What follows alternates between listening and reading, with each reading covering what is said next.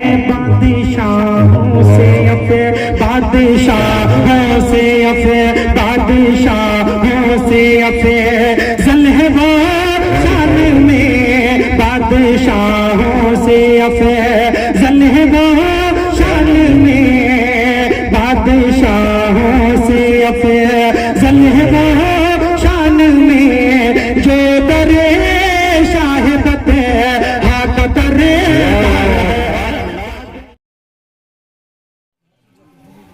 الحمد لله نحمده ونستعينه ونستغفره ونؤمن به ونتوكل عليه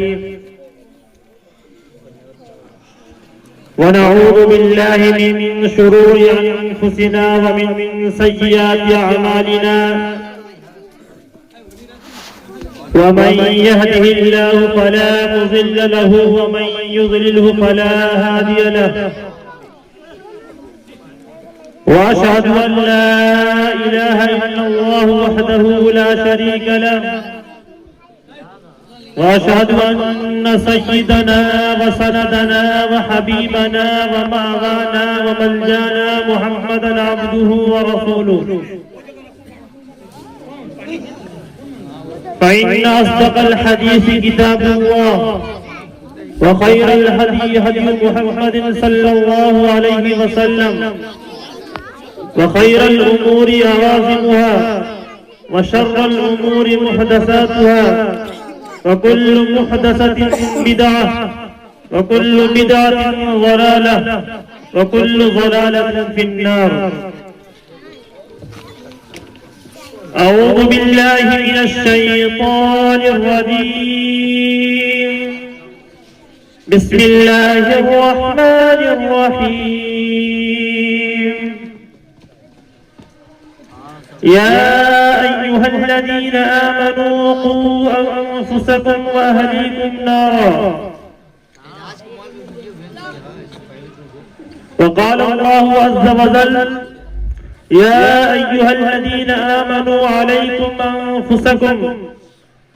لا يضركم من ضل إذا اهتديتم صدق الله العظيم. وعن علي بن أبي طالب رضي الله تعالى عنه قال رسول الله صلى الله عليه وسلم إذا كانت ليلة النصف من شعبان فقوموا ليلها وصوموا نهارها فإن الله ينزل فيها لغرب الشمس إلى سماء الدنيا أو كما قال عليه الصلاة والسلام. میرے محترم بزرگوں اور مہمانان معظم اور اطراف سے آئے ہوئے شعراء اعظام اور معزز علماء کرام، خصوصاً باشندگان رامپور جگدو، اللہ تبارک و تعالیٰ کا بہت بڑا احسان ہے کہ اللہ تعالیٰ نے ہم سبوں کو ایک بار پھر شب برات جیسی رات عطا کی، جس رات میں ہم لوگ جاگ کر بیدار ہو کر اپنی نیند کو کھو کر اللہ تبارک و تعالیٰ کے سامنے گر گرائیں، روئیں اور اپنے گناہ کی تلافی کریں.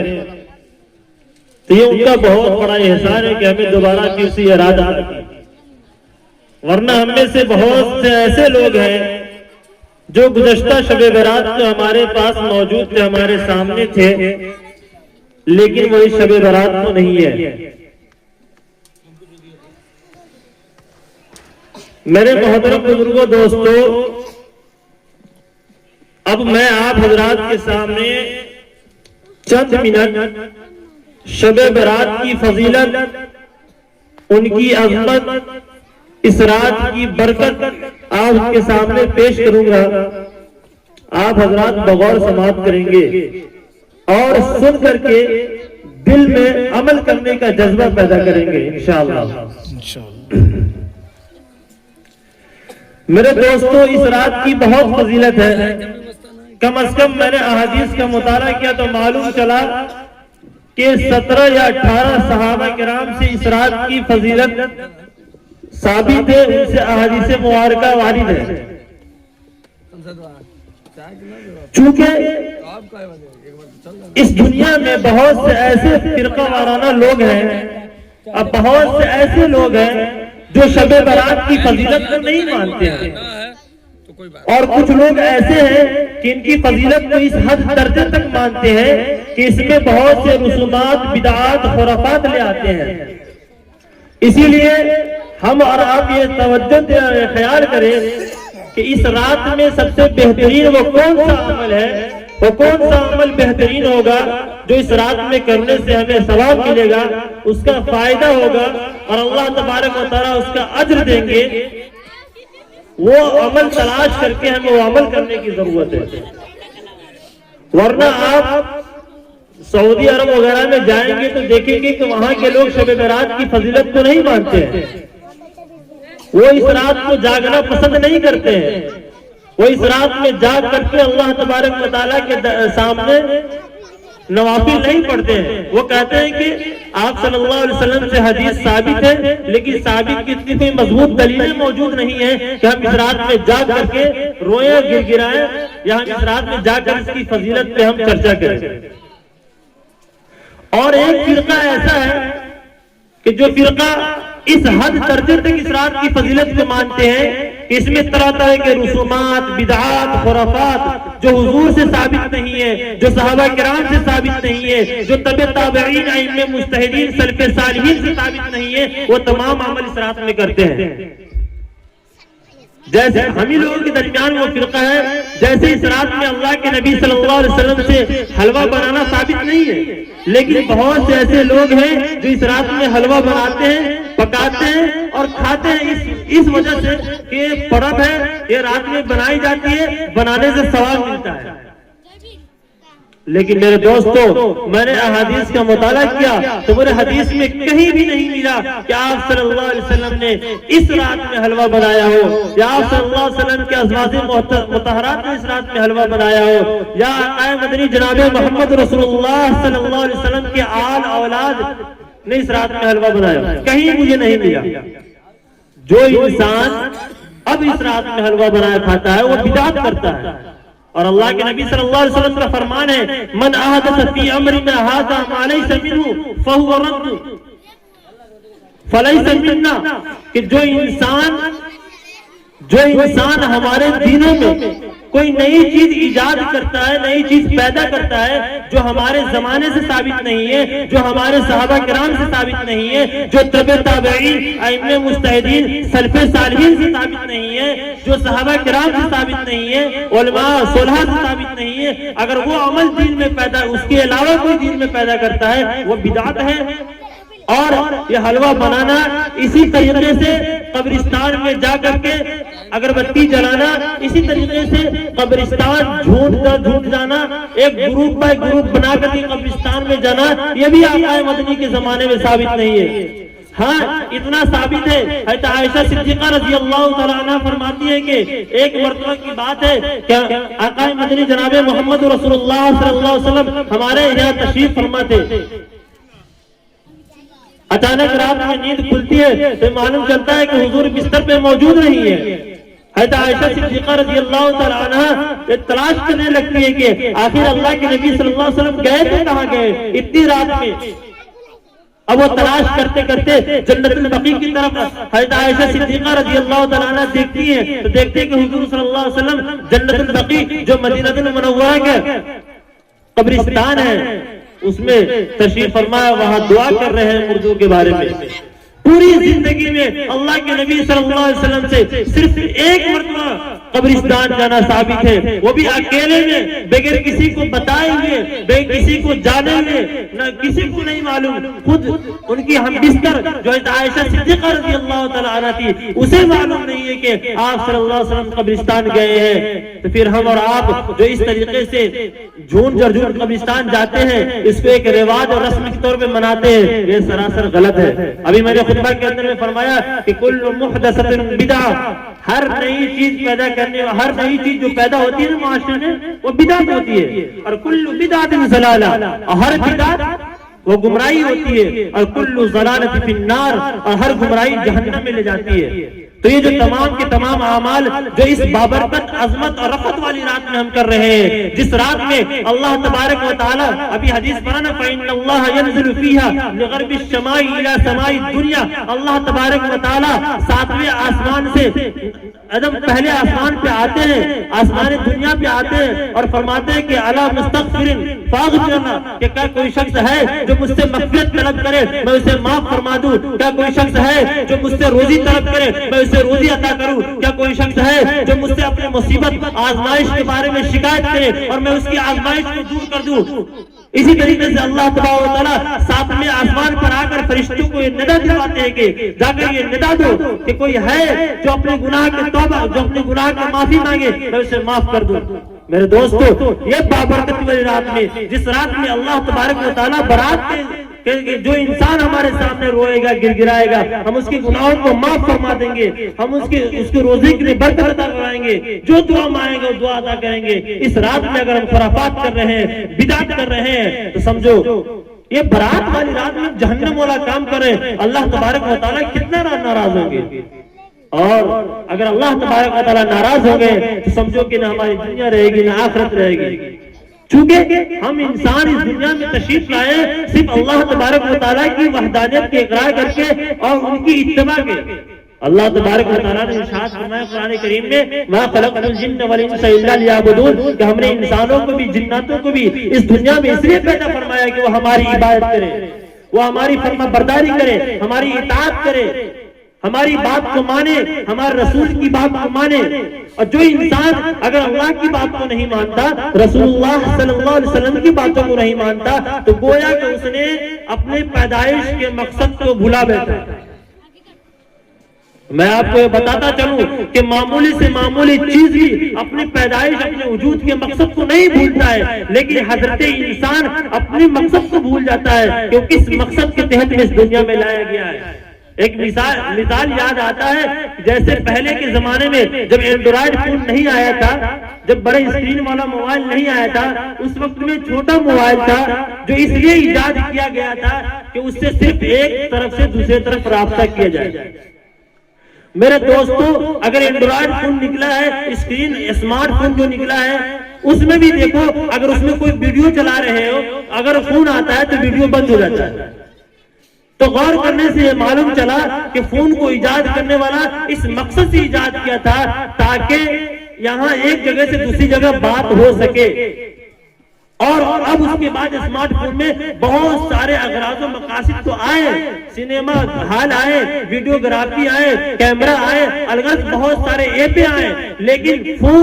جو فون آتا ہے تو تمام کے تمام ایپ بند ہو جاتے ہیں اور سب سے پہلے فون اپنا الارم بجاتا ہے۔ اسی طریقے سے میں حضرت انسان کو یہ بتلانا چاہتا ہوں کہ تمہاری اس دنیا میں آنے کا مقصد صرف یہ ہے کہ تم اللہ تبارک و تعالیٰ کی عبادت کرو۔ اب دنیا میں اللہ تبارک و تعالیٰ نے بہت سی مالیں عطا کی ہیں، اولادیں عطا کی ہیں، دنیا میں رہنا تو بہت سے آزمائشوں سے گزرنا پڑے گا، یہ الگ چیز ہے، یہ الگ چیز ہے۔ ان تمام چیزوں کو مد نظر رکھتے ہوئے انسان اپنی پیدائش کے مقصد پہ گامزن ہو اور اس کو فالو کرے اور اس کے پیچھے چلے، تب انسان کی کامیابی ہوگی، ورنہ انسان کی کامیابی نہیں ہو سکتی۔ میں کہنا یہ چاہ رہا تھا، اس رات کے اندر میں اللہ تبارک و تعالیٰ نے تو بہت سی فضیلتیں رکھی ہیں، جیسے کہ اللہ کے نبی صلی اللہ علیہ وسلم کی حدیث ہے کہ اذا كانت ليلة النصف من شعبان فقوموا ليلها وصوموا نهارها، کہ یہ راتیں یعنی 14ویں شعبان اور 15ویں کی راتیں، اس رات میں اللہ کے نبی صلی اللہ علیہ وسلم فرما رہے ہیں کہ فقوموا ليلها، اس کی پوری رات کو قیام کرو، نماز پڑھو، روزہ رکھو، نماز پڑھو، نفل کی ادائیگی کرو، اسی طریقے سے اللہ تبارک و تعالیٰ کے سامنے دعا مانگو، قرآن کی تلاوت کرو، اسی طریقے سے تسبیحات پڑھو، سبحان اللہ، الحمدللہ، اللہ اکبر، یہ پڑھتے رہو، اس میں اللہ تبارک و تعالیٰ ثواب دیں گے۔ اور اس رات میں جاگنے کا فائدہ بھی ہے، لیکن جاگو اس حد تک کہ آگے فجر کی نماز قضا نہ ہو سکے. آج کل ماحول یہ بنا ہوا ہے، معاشرہ خراب اتنا ہو چکا ہے کہ پوری رات تک جائے گا، جب صبح فجر کی نماز کا وقت آئے گا سو جائے گا، فجر کی نماز نہیں پڑھے گا. فرماتے ہیں کہ ایسے رات کو جاگنا کوئی جاگنا نہیں ہے، بیکار ہے. بلکہ علماء یہ فرماتے ہیں کہ فقوموا لیلہا سے مراد یہ ہے کہ اگر ایک انسان عشاء کی نماز با جماعت ادا کرے اور اس کے بعد وتر اور نوافل سے فارغ ہو کر کے 6 سے 8 اس طریقے سے اور نوافل پڑھ کر سو جائے اور پھر صبح فجر کی نماز سے پہلے اٹھے، تہجد کی نماز پڑھے اور فجر کی نماز با جماعت ادا کرے، تو وہ انسان اس انسان سے بہتر ہے کہ جو پوری رات جاگا رہے، نفل کی نماز پڑھتا رہے لیکن فجر کی نماز صبح جماعت کے ساتھ ادا ہے، اس سے بہتر ہے، کئی گنا لاکھوں گنا بہتر ہے. اس لیے میرے دوستو، ہم آپ کو یہی بتانا چاہ رہے ہیں کہ ہم لوگ پوری رات جاگے، اللہ کو یاد کرے، لیکن یاد کرنے کے بعد کوئی آگے کے فرائض میں ایسا چھوٹ نہ ہو جائے، بھول نہ ہو جائے جس سے اللہ تعالیٰ ناراض ہو جائیں گے، جس سے اللہ تبارک و تعالیٰ ناراض ہوں گے. اور رب کی ناراضگی بہت خطرناک ہوتی ہے.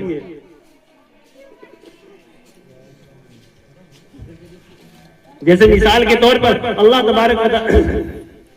میں آپ کو بتا رہا ہوں کہ رب کی ناراضگی کتنی سخت ہوتی ہے اور اللہ تبارک و تعالیٰ کی پکڑ بھی بہت سخت ہوتی ہے. قرآن کریم میں ان بطش ربک لشدید کہ بے شک آپ کے رب کی جو پکڑ ہے نا وہ بہت سخت ہے. اتنا سخت ہے کہ ابھی کے زمانے میں آپ کتنوں سارے جیل میں چلے جاؤ وہاں سے چھوٹنا ممکن ہو سکتا ہے، چاہے وہ پانی پت کے جیل میں چلے جائے، چاہے وہ کالا پانی کے جیل میں چلے جاؤ، وہاں سے نکلنا ممکن ہے. لیکن اگر اللہ تبارک و تعالیٰ کی گرفت میں آ گئے تو وہاں سے نکلنا ممکن نہیں ہے، محال ہے، یعنی ناممکن ہے. اس لیے میرے دوستو، ہمیں وہ کام کرنا ہے جو اللہ تعالیٰ جس چیزوں کا حکم دیا ہے، اس کے رسول نے جس چیزوں کا حکم دیا ہے. اب اس رات میں ہمیں کرنا کیا ہے؟ فقوموا لیلہا، رات کو جاگے، نفل ادا کرے، نیند آئے تو سو جائے. ایسا نہ ہو کہ نیند آئے اور چائے پیے، پھر آنکھ میل کر کے پانی مار کر کے پھر اٹھے نفل کی نماز پڑھے. ایسا نہیں ہے. سونا بھی ایک بہت بڑا فرض کیا جائے گی، معلوم ہے؟ سونا بھی ایک بہت بڑی عبادت میں سے ہے. اگر انسان صحیح سے نہیں سوئے گا نا تو اس کے آنے والے جو کل ہے نا اس کو صحیح انجام نہیں دے پائے گا. اگر کام کرنے والا انسان ہے وہ صحیح سے کام نہیں کر پائے گا. عالم حضرات، علماء، امام صاحب ہے، اگر وہ رات کو سوئے گا نہیں، فجر کی نماز نیند میں پڑھائے گا، فجر کی نماز خراب ہو جائے گی. اس لیے میرے دوستو، اگر نیند آ جائے سو جاؤ، اور اگر نیند نہیں آئے، اگر اتنی بشاشت ہے، اتنی آپ کے پاس استطاعت ہے، قدرت رکھتے ہیں کہ ہاں پوری رات جاگیں گے اور فجر کی نماز بھی پڑھ کر باجماعت پڑھیں گے، قرآن کی تلاوت کریں گے، پھر اس کے بعد سوئیں گے، تو پھر کوئی حرج کی بات نہیں ہے. پھر دوسری بات، اس مہینے میں شعبان میں کل اگر سومو نہا رہا کہ روزہ رکھو، دن کا روزہ رکھنا یہ اللہ کے نبی صلی اللہ علیہ وسلم سے ثابت ہے. کل کا روزہ رکھنا یہ مستحب ہے، یہ واجب بھی نہیں ہے، فرض بھی نہیں ہے اور سنت موقدہ بھی نہیں ہے. کل کا روزہ رکھنا مستحب ہے. اگر انسان رکھنا چاہتا ہے تو رکھ لے، نہیں رکھنا چاہتا ہے تو کوئی حرج کی بات نہیں ہے. اگر انسان رکھے گا تو اسے ثواب ملے گا. اگر کوئی انسان نہیں رکھ رہا ہے تو اسے برا بھلا بھی نہیں کہے، کیونکہ نہیں، اور روزہ فرض ہے، نہ واجب ہے، نہ سنت موقدہ ہے، یہ مستحب ہے. رکھ لے اور نہ رکھنے والوں کو برا بھلا ملال بھی نہ کرے اسے. اسی طریقے سے میرے دوستو، ابھی کے زمانے میں اس دور میں بہت سے خرافات اس رات میں رائج ہو چکے ہیں. جیسے مثال کے طور پر پوری رات اس وجہ سے جاگنا کہ ہاں بھیا اللہ کے نبی صلی اللہ علیہ وسلم نے کہا ہے کہ ہاں پوری رات جاگو. ایسا نہیں، کہیں حدیث میں ثابت نہیں پوری رات جاگنا. حدیث میں صرف یہ کہ فقوموا لیلہا، رات میں قیام کرو. کتنا قیام کرو یہ بات نہیں ہے. اب رہی بات یہ کہ ہمیں قبرستان جانے میں یہ احتیاط کریں کہ ہم لوگ جھوٹ کے ساتھ قبرستان نہیں جائیں، گروپ بائی گروپ قبرستان نہیں جائیں. چونکہ سنت کی ادائیگی کرنا ہے تو حضور نے تنہا کیا تھا، حضور تنہا گئے تھے تو ہم لوگ بھی تنہا جائیں گے. یہ گروپ کے ساتھ نہیں جائیں گے اور ہنسی مذاق ٹھٹا کر کے نہیں جائیں گے. ابھی کا ماحول تو ایسا بنا ہوا ہے کہ سوچنے پہ مجبور کر رہا ہے. ابھی اگر انسان قبرستان بھی جا رہا ہے تو وہاں بھی ریل بن رہا ہے. اگر انسان قبرستان میں جا کر کے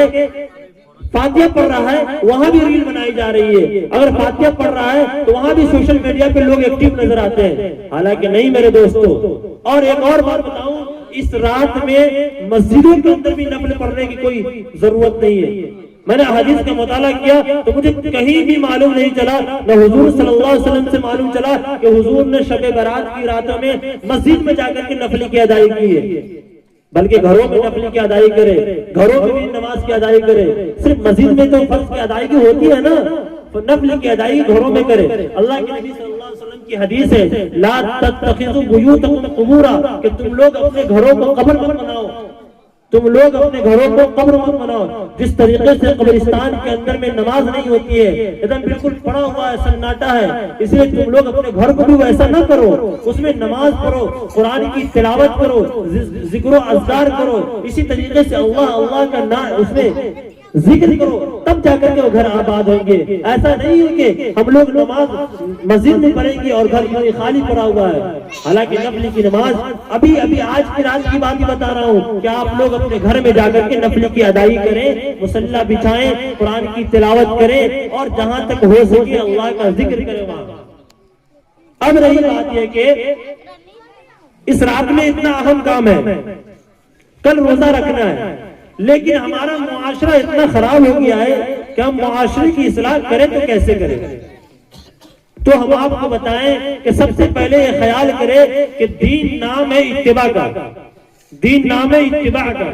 جب تک ہم لوگ کسی کی اتباع نہیں کریں گے، جیسے مثال کے طور پر ہم اگر کسی کے ماتحت میں تو اس کی بات ماننی پڑے گی، اسی طریقے سے ہم لوگ اسلام کے ماتحت میں تو ہمیں اسلام کی بات ماننی پڑے گی۔ اسلام کیا کہہ رہا ہے، اسلام ہم سے کیا مانگ رہا ہے، ہم سے کیا چاہ رہا ہے، اس کی چاہت کو ہم کو اترنا پڑے گا۔ اسلام یہ چاہ رہا ہے کہ ہم اللہ اور اللہ کے رسول صلی اللہ علیہ وسلم کی باتوں پر عمل کریں گے تو ہمیں اس پر عمل کرنا پڑے گا۔ اب رہی بات یہ کہ ہم لوگ اسلام کو چھوڑ بیٹھے ہیں، ہم لوگ اسلام کو چھوڑ بیٹھے ہیں اور کہتے ہیں کہ ہم پریشان حال ہیں، ہمارے اوپر پریشانیاں آتی ہیں، آزمائشیں آتی ہیں، بہت سے بھٹک رہے ہیں، پھر رہے ہیں، معلوم نہیں چل رہا ہے کہ اتنی پریشانی اللہ تعالیٰ ہمارے اوپر کیوں ڈالے۔ یہ تو ہم اپنے آپ کو آسانی سے کہہ دیتے ہیں کہ ہمارے اوپر اتنی پریشانیاں کیوں آئی ہیں، لیکن کبھی یہ سوچتے نہیں ہیں، مراقبہ اور محاسبہ نہیں کرتے ہیں کہ یہ پریشانی آنے کی وجہ کیا ہے۔ تو میں آپ کو بتاتا چلوں کہ پریشانی آنے کی وجہ یہ ہے کہ اللہ تبارک و تعالیٰ، جیسے مثال کے طور پر ابھی کہیں گے کہ ہاں بھائی ابھی ہمارے اوپر بھائی ظالم آدمی مسلط کر دیا ہوا ہے، بہت ظالم بادشاہ مسلط ہو چکا ہے، اسی طریقے سے ہمارے جو گاؤں دیہات کے لوگ ہیں وہ ظالم ہو چکے ہیں،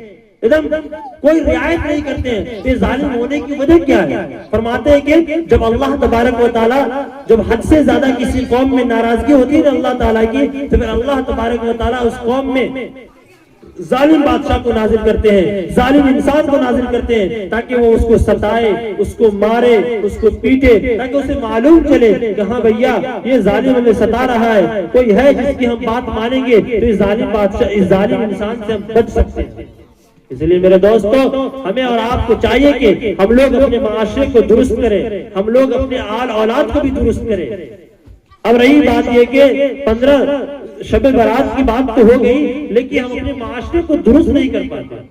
معاشرے کے درست کرنے کے لیے سب سے پہلے ضروری ہے کہ انسان خود اپنے آپ کو درست کرے۔ جب تک انسان اپنے آپ کو درست نہیں کرے گا، اپنے آپ کو ٹھیک نہیں کرے گا، اس وقت تک معاشرہ درست نہیں ہوگا۔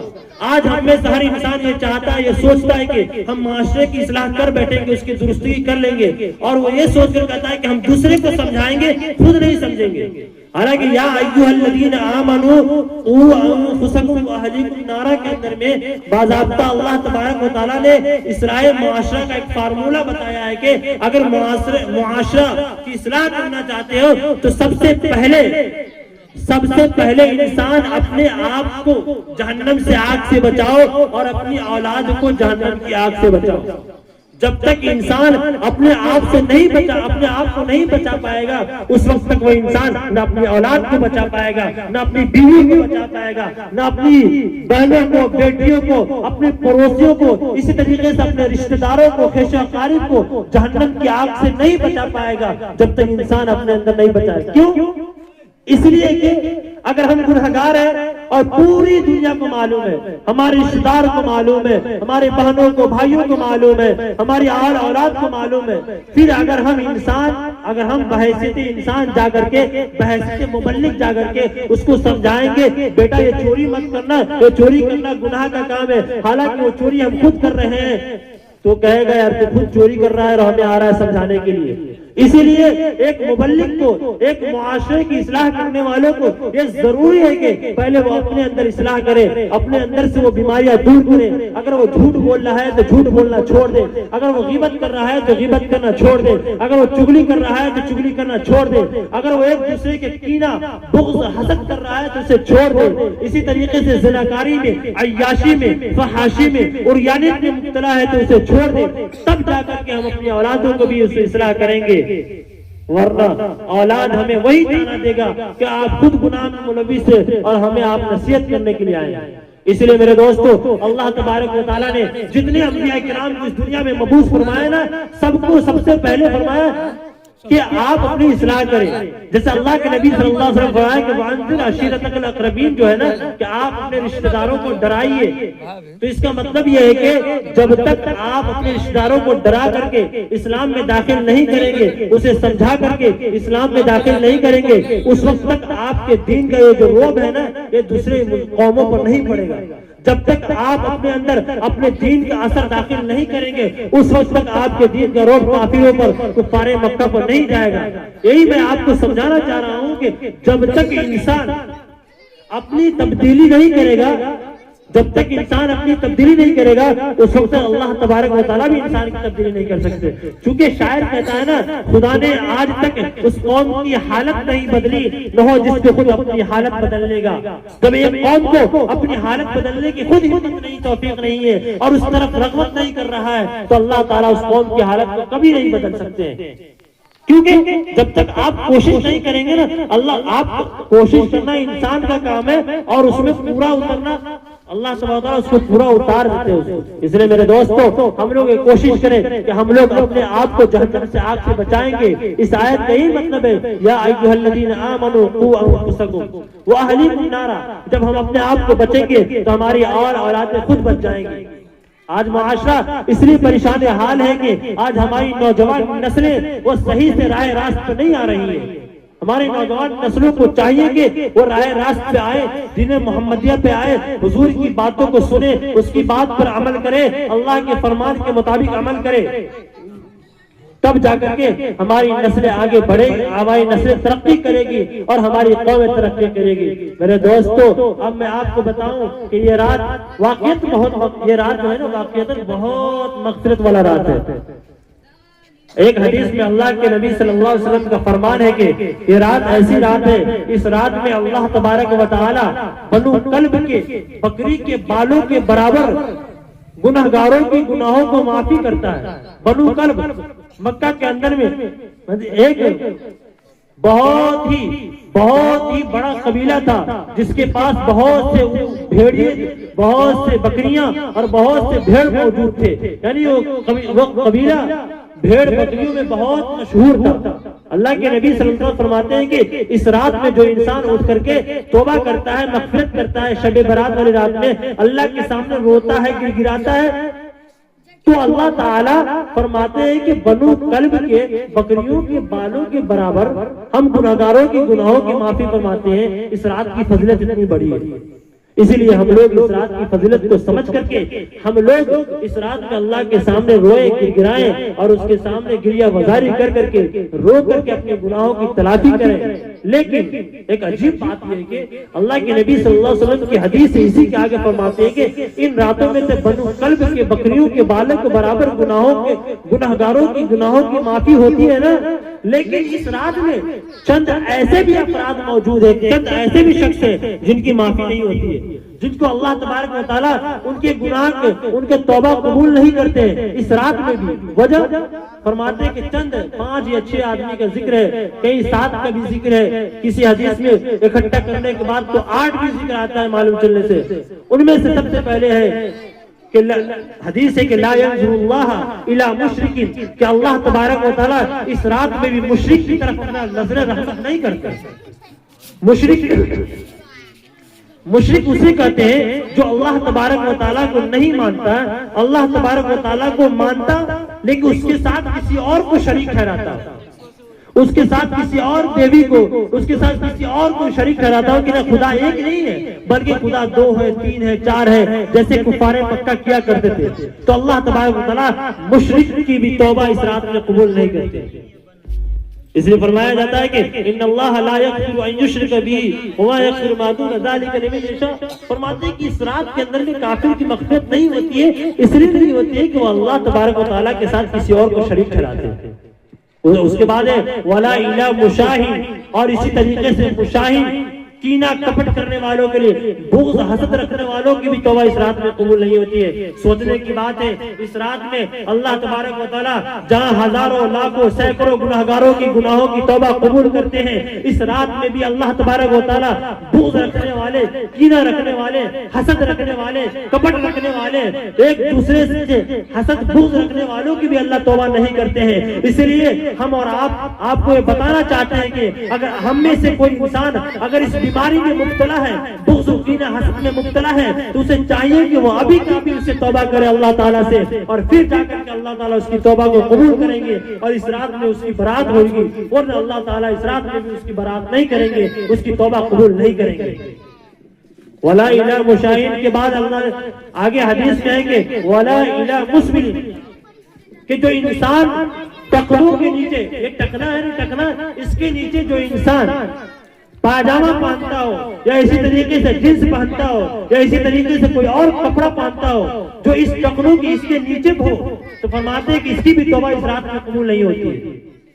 میرے دوستو، یہ حالانکہ بہت سی معمولی سی بات ہے، ہر انسان اس گناہ کو معمولی میں لیے رہتا ہے کہ اس کا پینٹ جو ہوتا ہے نا اس کے اس والی ہڈی سے نیچے رہتا ہے، ٹخنوں سے نیچے رہتا ہے، اور اسے کہتا ہے یہ معمولی سی بات ہے، کوئی اس کی طرف دھیان نہیں دیتا ہے۔ لیکن حالانکہ یہ اتنا بڑا گناہ ہے، اتنا بڑا گناہ ہے کہ اللہ کے نبی صلی اللہ علیہ وسلم فرماتے ہیں کہ جس رات میں یعنی شب برات والی رات میں جہاں اللہ تعالیٰ ہزاروں کروڑوں لاکھوں سینکڑوں گناہگاروں کی گناہوں کی توبہ قبول کرتے ہیں، اس رات میں ٹخنوں کے نیچے پیجامہ پہننے والوں کی توبہ قبول نہیں کرتے۔ اس لیے سوچے، غور کریں کہ میرے دوستو، ہم ٹخنوں کے نیچے پیجامہ نہیں پہنے، آج سے اس کو پہننا چھوڑ دے، آج ہی سے اس کو چھوڑ دے اور اللہ تعالیٰ سے معافی مانگ لے، اللہ تعالیٰ توبہ قبول کر لیں گے اور معاف فرما دیں گے۔ اسی طریقے سے اس رات میں ایک اور ہے، فرماتے ہیں کہ عاقل والدیہ، کہ اپنے والدین کے نافرمان، جو انسان والدین کا نافرمان ہوتا ہے نا، نافرمان اولاد کو بھی اس رات میں مغفرت نہیں ہوتی ہے۔ یہ بہت سوچنے کی بات ہے۔ اب نافرمانی کا یہ فارمولہ کہاں تک ہے؟ قرآن کریم نے فرمایا کہ اف ولا تنہرہما، کہ اپنے والدین کو اف تک بھی نہیں کہو۔ اگر کوئی والدین اولاد کو کسی چیز کا حکم دے رہا ہے نا تو اسے اف تک کہہ کر اسے منع مت کرو۔ یہ اف کہنا بھی یہ عاقل لوالدیہ میں شامل ہے۔ تو میرے دوستو، اگر ہم میں سے کوئی انسان اگر والدین کا نافرمان ہے، اگر ہم میں سے کوئی انسان ہم سے والدین ناراض ہے، ماں باپ ناراض ہے، تو ابھی کبھی جا کر کے اپنے ماں باپ سے رضامندی کر لے، اس کی فرما برداری کر لے، اس سے معافی مانگ لے۔ اگر والدین معاف کر دیں گے، ماں باپ معاف کر دیں گے، تب جا کر کے اللہ تعالیٰ اس رات میں بھی ہمیں معافی کریں گے اور ہماری توبہ کو قبول فرمائیں گے۔ اسی طریقے سے شرابی کے بارے میں آتا ہے کہ شرابیوں کی بھی توبہ اس رات میں قبول نہیں ہوتی ہے۔ حالانکہ شراب بہت بڑا گناہ ہے، جسے کہا جاتا ہے کہ یہ خبیث جو ہے یہ بہت بڑا اتنا بڑا گناہ ہے کہ جسے گناہوں کا سردار کہا گیا ہے یہ شراب کو۔ یہ شراب پینے سے انسان کا ذہن ایک دم مخمور اور انسان کا ذہن بند ہو جاتا ہے۔ بند ہونے سے اس حالت میں انسان کچھ بھی کر بیٹھتا ہے۔ اس لیے میرے دوستو، شرابی انسان کی جو انسان لگاتار شراب پیتا ہو، کنٹینیو شراب پیتا ہو، تو شرابی انسان کی بھی توبہ اس رات میں قبول نہیں ہوتی ہے۔ اس لیے اگر ہم میں سے کوئی انسان شرابی ہے تو ابھی کا بھی توبہ کر لے، یا اللہ ہم شراب سے توبہ کرتے ہیں، یا اللہ جتنے ہم نے گناہ بیان کیے ہیں نا، ان تمام گناہ اگر ہمارے اندر پائی جاتی ہے تو ہم تمام گناہوں سے توبہ کرتے ہیں، اور توبہ کرنے کے بعد تب جا کر کے اللہ تعالیٰ ہماری توبہ کو، ہماری برات اس رات میں کریں گے، ورنہ اس رات میں کتنے روتے رہیں گے، گڑگڑاتے رہیں گے اور ہم چلاتے رہیں گے ان کے دربار میں، لیکن وہ ہماری توبہ کو قبول نہیں فرمائے گا۔ اس لیے میرے دوستو، وقت کافی ہو رہا ہے اور کافی رات ہو رہی ہے، اس لیے مختصر کر رہا ہوں اور یہ بتا رہا ہوں کہ اس رات میں جتنا فضیلت بیان کیا گیا ہے اس فضیلت پر عمل کریں، اور جتنی خرافات سے منع کیا گیا، بدعات سے، رسومات سے منع کیا گیا ہے، ان تمام بدعات اور رسومات سے بچیں، تب جا کر کے ہم صحیح طریقے سے اتباع دین پر آئیں گے، ورنہ اگر رسومات و خرافات کرتے رہیں گے تو ہمیں صحیح طریقے سے اتباع دین کا مطلب نہیں سمجھ میں آئے گا اور ہم صحیح طریقے سے اتباع دین نہیں کر رہے ہیں۔ اس لیے میرے دوستو دعا کریں کہ اللہ تعالی ہم سبوں کو اس رات کی فضیلت پر عمل کرنے کی اور اس رات میں خوب عبادت کرنے کی اور اس رات میں جاگ کر اللہ کے سامنے رونے گڑگڑانے کی توفیق عطا فرمائیں اور کل کا روزہ رکھنے کی بھی توفیق عطا فرمائیں۔ وآخر دعوانا الحمدللہ رب العالمین۔